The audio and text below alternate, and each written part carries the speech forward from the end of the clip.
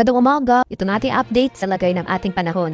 Patuloy pa rin ang epekto ng northeast monsoon o hanging amihan sa malaking bahagi ng Luzon. Samantala, ito namang easterlies o yung mainit na hangin galing sa Karakatang Pasipiko ang umiiral sa bahagi naman ng Visayas at sa Mindanao. Dahil sa easterlies, makakaranas tayo ng mga kalat-kalat at pagpula na may pakulo at pakidlat sa silangang bahagi ng Mindanao. At dahil naman sa amihan, makakaranas rin tayo ng mga kaulapan na may mahihinang pagulan sa silangan at hilagang bahagi ng Luzon. Sa nalalabing bahagi nating bansa, kasama na dyan ang Metro Manila, ay maliwalas sa panahon nating inaasahan, may tsansa pa rin ng mga light rain sa pag-ambon na dala ng amihan sa Metro Manila and the rest of Luzon. Samantalang tsansa naman ng thunderstorms ang posible nating maranasan sa buong Visayas at nalalabing bahagi ng Mindanao.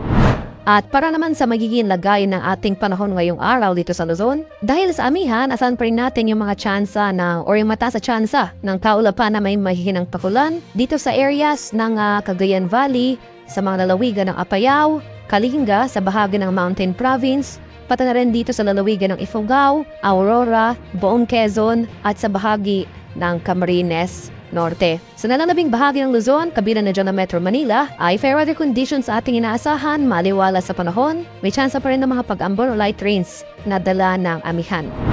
At para naman sa bahagi ng Palawan, Visayas at sa Mindanao, dahil naman sa easterlies, makakaranas tayo ng mga kalat-kalat na pagulan, yung mga scattered rain showers at thunderstorms sa eastern section ng Mindanao. So particular na ito sa buong rehiyon ng Caraga at sa malalawigan ng Davao Oriental, pati na rin dito sa Davao de Oro. Dito sa Palawan, buong Visayas at rest of Mindanao, magpapatuloy itong generally fair weather conditions, mainit at malinsangang panahon, especially dito sa areas ng Visayas at Mindanao. Pagsapit ng hapon hanggang sa gabi, magdala pa rin tayo ng panangdalang sa ulan dahil may tsansa pa rin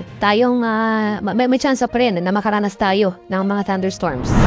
At para naman sa kalagayan ng ating karagatan sa kasalukuyan, may nakataas pa rin tayong gale warning na dulot ng amihan. Particular na sa mga dagat baybayin ng Ilocos Norte, Batanes, Cagayan, kabilang na dyan ang Babuyan Islands at sa mga seaboards ng Isabela. Kaya sa ating mga kababayang mangingisda at may mga maliliit na sasakyang pandagat sa mga nabanggit na baybayin, kung maaari ay huwag po muna tayong pumalaot dahil posible tayong makakaranas ng maalon ng napakalaong karagatan sa mga nabanggit na lugar.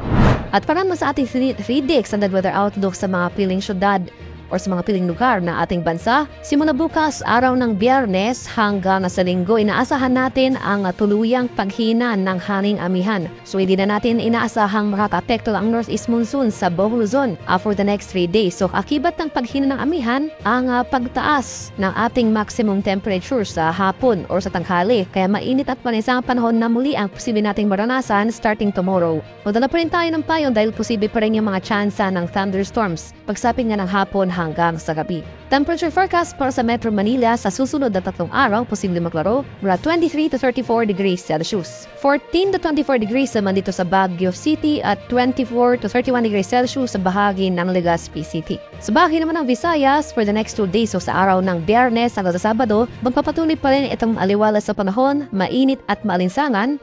Ngunit pagsapit ng Linggo, especially dito sa area ng Eastern Visayas sa lugar yan ng Tacloban City, dahil sa easterlies o yung hangin na nanggagaling sa Karakatang Pasipiko, asahan natin yung mga pagulan na dala ng weather system na ito. Temperature forecast para sa Metro Cebu for the next 3 days, posibleng maglaro mula 25 to 32 degrees Celsius, 26 to 36 degrees naman dito sa Iloilo City at 24 to 31 degrees Celsius sa bahagi ng Tacloban City. At sa bahagi naman ng Mindanao, for the next 3 days, doon rin po, nagpapatuloy itong mainit at malinsangang panahon, generally fair weather conditions. Generally fair weather conditions simula umaga hanggang sa tanghali, ngunit posible pa rin yung mga tsansa ng thunderstorms pagsapit nga ng hapon hanggang sa gabi.